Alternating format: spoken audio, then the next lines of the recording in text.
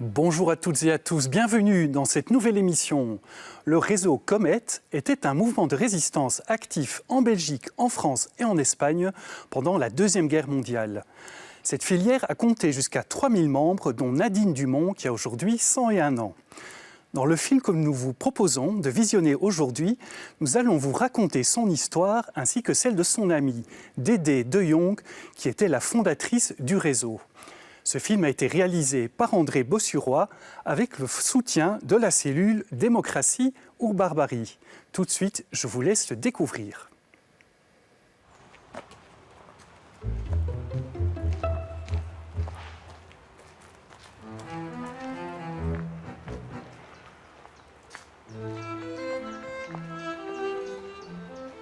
J'ai un oncle, un frère de mon père, Freddy Verhagen, qui est parti en mai 1942 pour la Grande-Bretagne.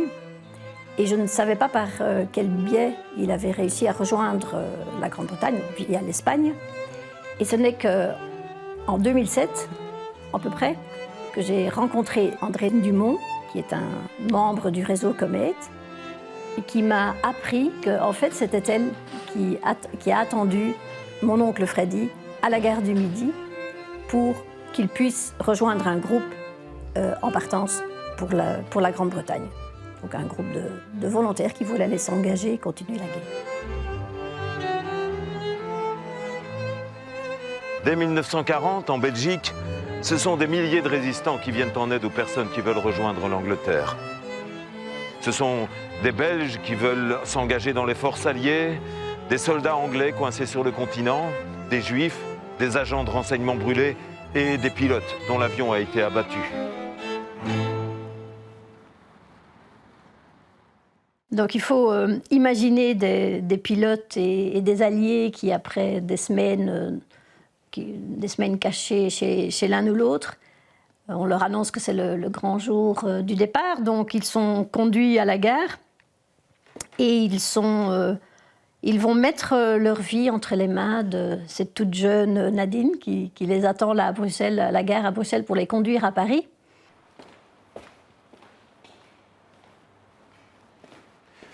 André Dumont a fait partie du réseau Comet, la plus importante ligne d'évasion en Belgique, qui a compté près de 2000 membres, parmi lesquels de nombreuses femmes.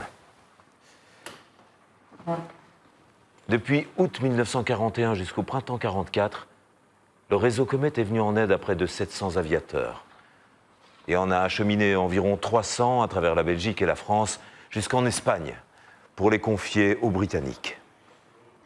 Et donc voilà, alors ils arrivent à Paris, et puis là ils sont confiés à une autre jeune femme qui elle a quelques années de plus, mais qui est aussi très jeune, très souriante, très gaie. Et donc ils vont vraiment passer d'une jeune fille à une autre jeune fille.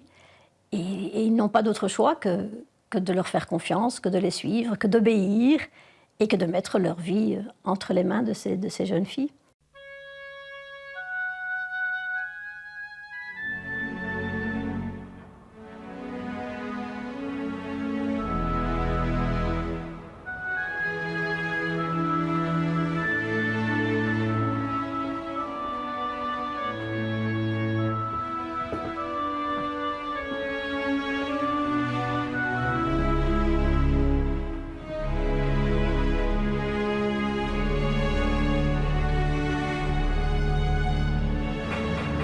Le trajet entre la Belgique et l'Espagne est semé d'embûches. Partout, les Allemands traquent ces aviateurs, ainsi que les résistants qui leur viennent en aide. Pour effectuer le voyage, Nadine et André prennent le train avec leurs protégés, munis de faux papiers, mais qui ne connaissent ni le français ni le néerlandais, et sont parfois très loin de ressembler à des jeunes Belges.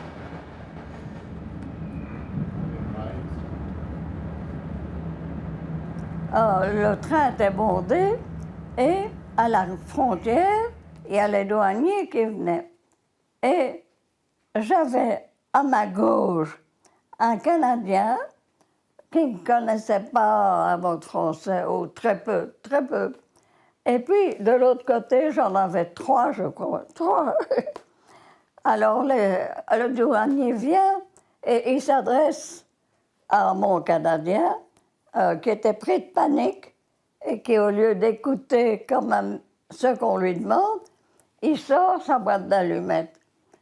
Alors, moi, tout de suite, j'ai pris ses papiers et je les ai montrés. Mais madame, c'est pas à vous que je demande ça. Bon, mais en attendant, c'était fait, voilà. Et puis alors, de l'autre côté, j'en avais encore 3, parce que je dis, il est sourd et muet, c'est pour ça que je prends ses papiers. Bon, mais je ne pouvais pas dire pour les 3 autres qu'ils étaient sourds. Mais le douanier n'a pas insisté. Il n'a pas insisté. Je m'étais dit, je vais dire, ce sont des Flamands, ils ne connaissent pas le français, mais bon, c'était un peu scandaleux. Mais donc, le douanier s'en va. Et il y a un jeune homme qui se tourne vers moi et qui dit, vous avez de bien étranges compagnons, mademoiselle. Évidemment, je ris, qu'est-ce que j'allais dire d'autre? Mais je dis à mes amis anglais, il faut qu'on s'en aille. Et on a traversé plusieurs wagons. Et en descendant à Paris, j'ai fait bien attention, personne ne nous suivait, donc voilà. On est à Paris, on est arrivé très tôt le matin, vers 5 heures du matin. Monsieur de Jong avait dit, allez à cette bouche de métro et Jeanne viendra vous chercher. Bon. Et on attend. Et moi, je surveillais les avions. Et à un moment donné, je dis, on nous surveille. Alors on a commencé à courir entre les rues. Et finalement, j'arrive au boulevard. Il me semble me rappeler que c'était le boulevard Sébastopol, mais je ne suis pas tout à fait sûre. Mais en tout cas, c'était un boulevard qui longeait un parc, un très grand parc. Alors après ça, on est allé prendre le métro. Et là, j'ai attendu que tout le monde soit monté et on a sauté dans le métro. Alors, j'étais jeune encore, je savais faire ça en vitesse. Et eux aussi, évidemment. À un arrêt qu'on devait faire en route, il fallait montrer ses papiers, etc. Et moi, j'avais un livre à 6 000. À 6 000. Et j'avais mis dedans plusieurs billets de 1 000 francs que j'avais reçus, que je vais remettre ailleurs. Donc, hein? Pas pour moi, bien sûr. Et j'avais mis les billets de 1 000 francs dans mon livre. Et quand on veut me fouiller, j'ai fait comme ça. Alors on m'a fouillé partout, sauf dans le livre. Et donc, j'ai pas eu de problème avec le livre, avec les sous. Alors... Vous savez, les femmes savent prendre un air très innocent. Et elles prenaient un air tellement innocent que les Allemands, qui n'étaient pas habitués à ça, parce que chez les Allemands, les femmes ne faisaient pas ces choses-là. Pour les femmes, c'était les 3 quarts. La cuisine, l'église et les enfants. Et les femmes ne faisaient rien d'autre en dehors. Enfin, sauf celles qui sont devenues gardiennes de prison, etc. Et gardiennes de camps de concentration. Mais sinon, les femmes ne faisaient pas de choses illégales. Tandis que chez nous, mais c'était plein. Je vous dis qu'il y avait presque plus de femmes que d'hommes. Donc il est frappant que Comet est un réseau d'évasion qui a été fondé par une femme, par une jeune femme, 24 ans en 1940, André de Jong. Ce qui est évidemment frappant quand on parle de femmes dans la résistance, je crois que le premier mot qui vient à l'esprit pour les décrire, c'est quand même le courage. Dédé de Jong avait beaucoup de courage et elle expliquait d'ailleurs qu'elle n'avait en effet jamais peur, puisqu'elle avait été éduquée comme ça.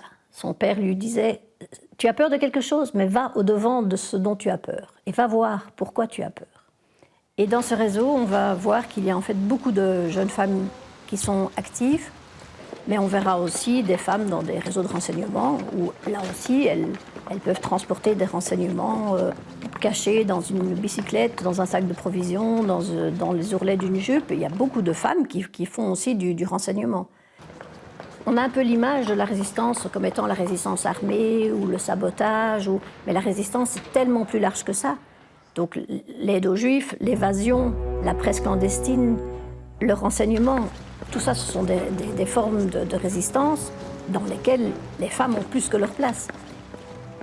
Le réseau Comet va vraiment se mettre en place en Belgique, mais aussi en France, pour essayer de retrouver un pilote ou un membre d'équipage dont l'avion a été abattu. Au cœur de la Seconde Guerre mondiale, alors que l'Europe était plongée dans les ténèbres de l'occupation, une lumière d'espoir émergeait des aéroports anglais.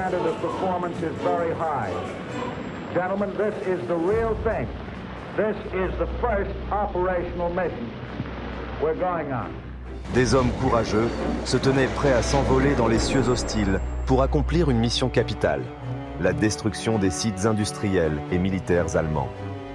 Une fois les objectifs désignés, chargés de leur cargaison de bombes, les avions anglais décollaient dans l'ombre de la nuit, tandis que leurs homologues américains affrontaient les défenses allemandes à la lumière du jour. Ce bombardement stratégique devait diminuer les éléments permettant à l'ennemi de soutenir son effort de guerre. Dans les airs, les aviateurs alliés faisaient face à une réalité impitoyable. Les tirs de la DCA allemande semaient la terreur dans les escadrons. Chaque mission représentait un défi immense où le courage côtoyait la peur de mourir.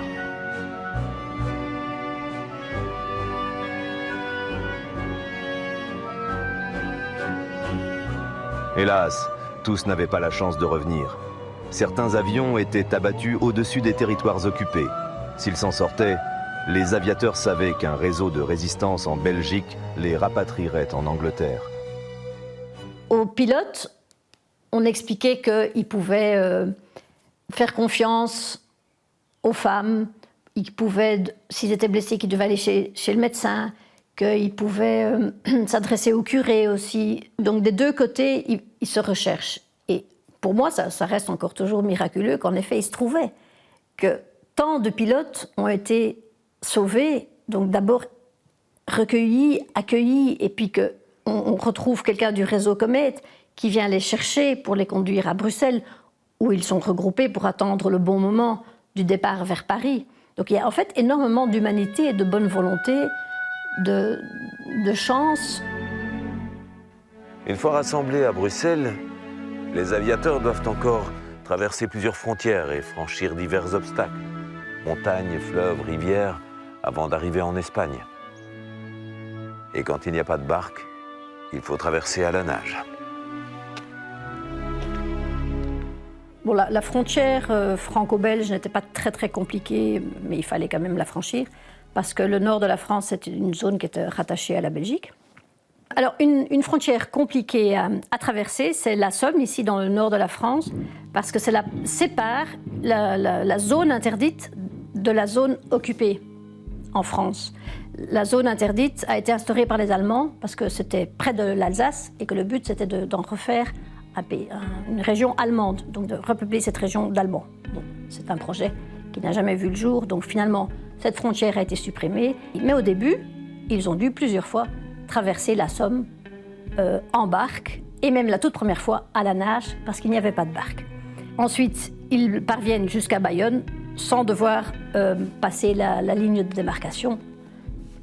Alors, arrivés au pied des Pyrénées, il fallait encore les traverser à l'aide de guides. Et donc là, Dédé de Jong a accompagné elle-même les militaires, les alliés, plus de 20 fois. Elle a fait le voyage plus de 20 fois, donc il devait traverser les Pyrénées, mais aussi la Bidassoa, qui est le fleuve qui est vraiment la frontière entre la France et l'Espagne. C'est un voyage qui durait à peu près toute la nuit, parce qu'il faisait ça de nuit. Quand elle arrivait de l'autre côté, elle confiait les hommes aux Britanniques. D'abord parce qu'un pilote, ça a quand même une longue formation, donc c'est compliqué de former un pilote. Donc ils sont très contents que les pilotes puissent rentrer pour repartir au combat. Et c'est important pour le moral de ces hommes de savoir que quand ils partent comme ça, que même s'ils sont abattus, ils ont une chance de rentrer. Donc généralement, ils rejoignaient Gibraltar en voiture diplomatique. Et de là, ils rentraient chez eux en bateau, même parfois en avion. Et pour franchir toutes ces frontières, il faut des faux papiers. Et donc, ils auront des complicités d'imprimeurs, mais aussi des complicités dans les communes pour voler des vrais faux papiers, en fait. Et la même chose en France, et tout ça, ça sera volé, tout ça sera copié, imité, absolument, des faux papiers absolument magnifiques. Et alors, c'est amusant parce que André de Jong a aussi des faux papiers, comme ici, où elle est Miss Mary Raisy, donc British Subject.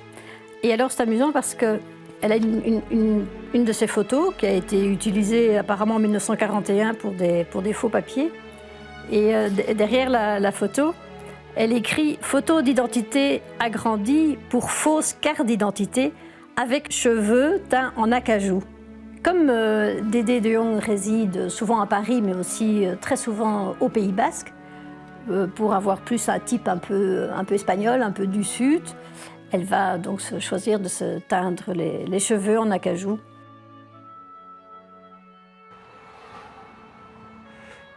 Chez les de Jong, au 73 de l'avenue Émile Verhaeren à Schaerbeek, tous les membres de la famille sont impliqués dans l'engagement de Dédé, à commencer par son père, Frédéric de Jong, à qui Dédé a demandé d'être le chef du réseau Comet en Belgique. Frédéric de Jong est un ancien combattant de la guerre 14-18. Il a élevé ses filles dans l'amour de la patrie et dans l'admiration des grandes figures féminines de la résistance, comme Édith Cavell et Gabrielle Petit. Et M. de Jong, à ce moment-là, avait quitté Bruxelles, il était à Valenciennes. Et alors, il m'a dit, viens, on va aller sur le quai attendre Dédé. On est allé sur le quai de la gare de Valenciennes. Et j'ai vu une souriante jeune fille qui m'a paru très jeune. Et fantastique. Le sourire, la vivacité de Dédé, ça m'a ébloui, vraiment, oui.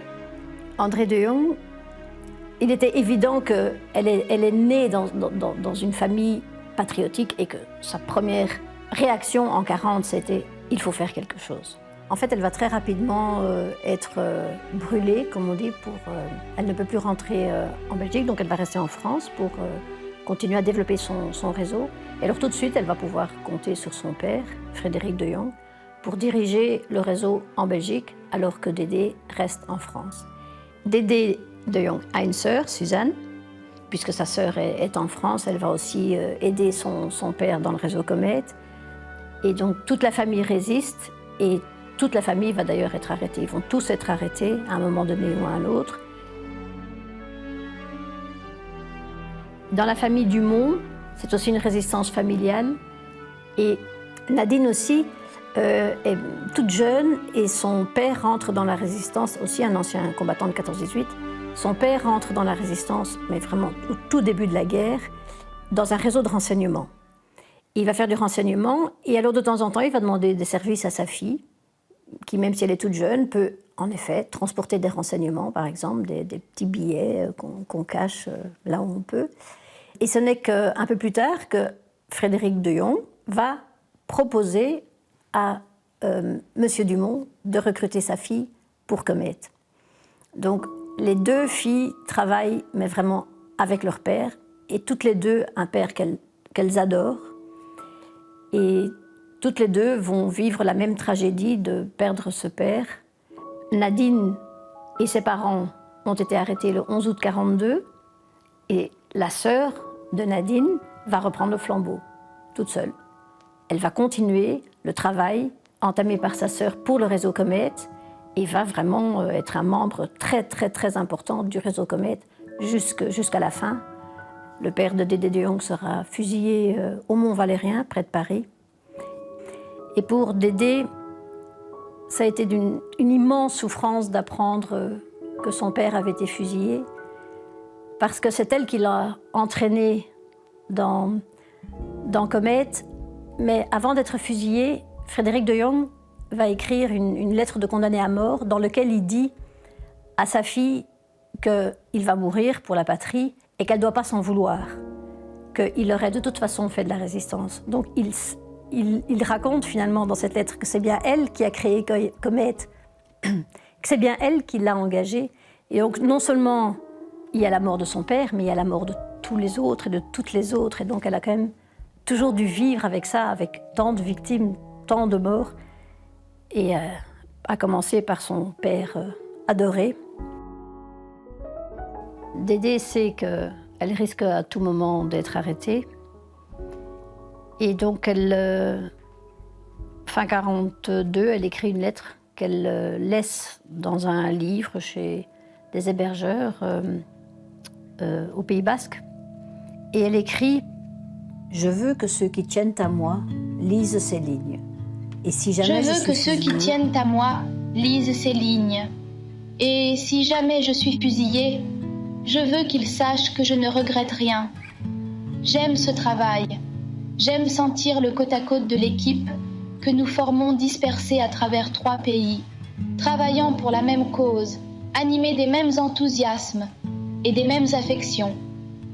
Jamais je n'ai été aussi heureuse et je remercie tous ceux qui, de près ou de loin, m'ont permis d'écrire cette joie. Jamais je n'ai trouvé autant de sens à ma vie.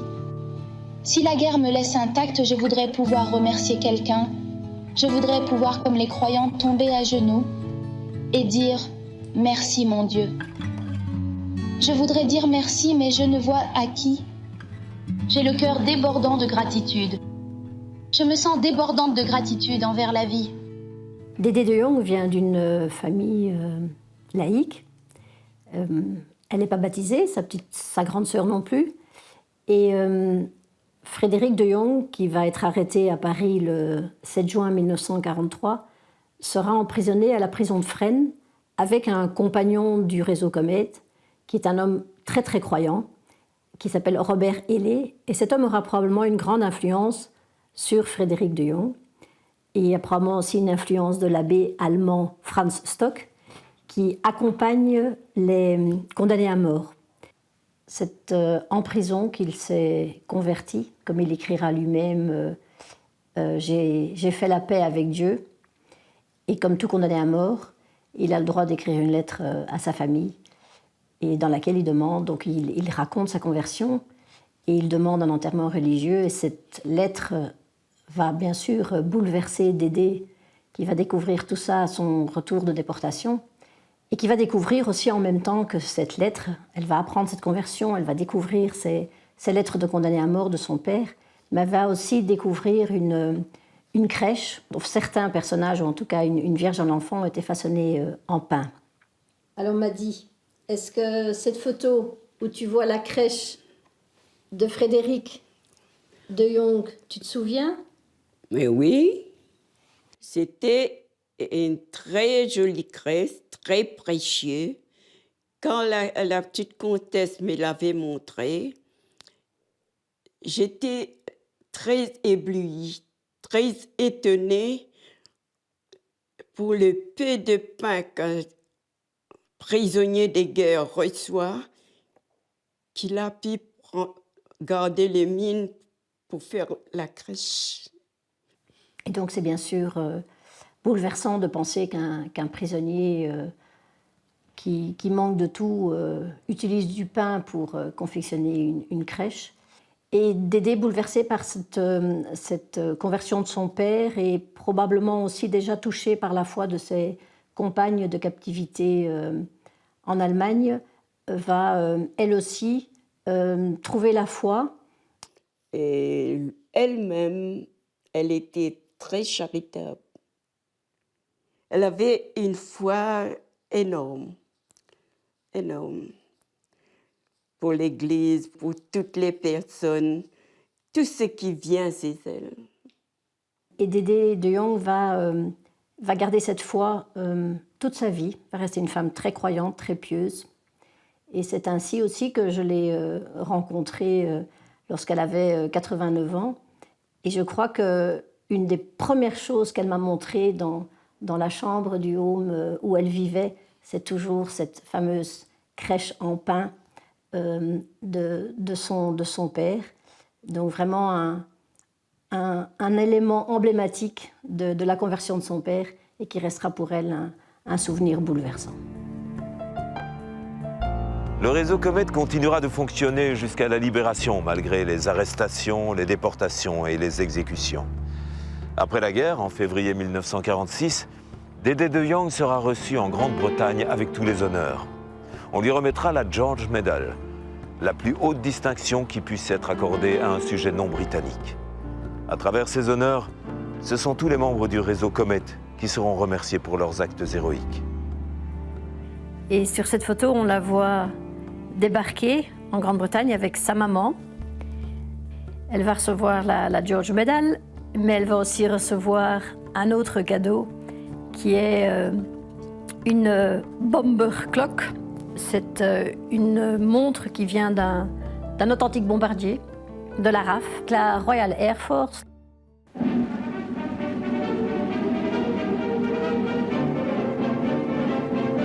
The RAF says thank you to a Belgian heroine, André de Jong, the savior of many airmen who crashed in enemy-occupied Europe. Marshal of the RAF, Lord Tedder, recalls the brave deeds which earned her the George Medal. Mademoiselle André de Jong, a native of Brussels, known to those she helped as Dédé, was instrumental in arranging the evacuation of many Allied service personnel. But first comes a personal tribute from every British airman, a specially mounted clock from an RAF bomber. It's presented by Viscount Stansgate, Secretary of State for Air. I was very impressed by the manner in which you received me. Excuse me, I cannot speak English, but really it was so wonderful for us during all the war to feel how much we could hope in England. The award of the George Medal by His Majesty the King is the recognition of a truly gallant ally and friend. Quant à André Dumont, le roi Philippe lui rendra hommage le 5 septembre 2022, à l'occasion de son 100e anniversaire. Il faut faire selon sa conscience. Et moi, j'ai trouvé, ma conscience à moi, c'était travailler contre l'occupant, voilà. Et donc, chacun doit chercher et faire selon sa conscience. Et il y en a beaucoup qui disent « Ah non, le chef a dit, alors on fait. » Mais si le chef il dit « Tue ton voisin, est-ce que tu vas le faire ?» Voilà. C'est ça que je dis aux jeunes, oui. Et je pense, je continue à le penser.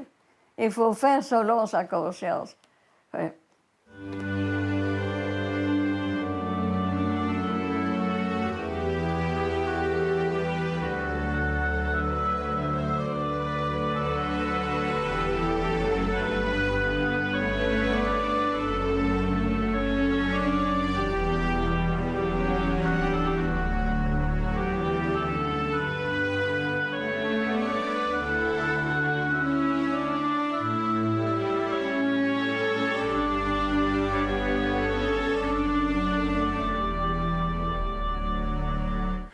Nous espérons que ce film sur le réseau Comet vous a plu. Si vous souhaitez le revoir, rendez-vous sur la plateforme Ovio ou sur le site catobel.be. Merci de votre fidélité et à très bientôt pour une prochaine émission.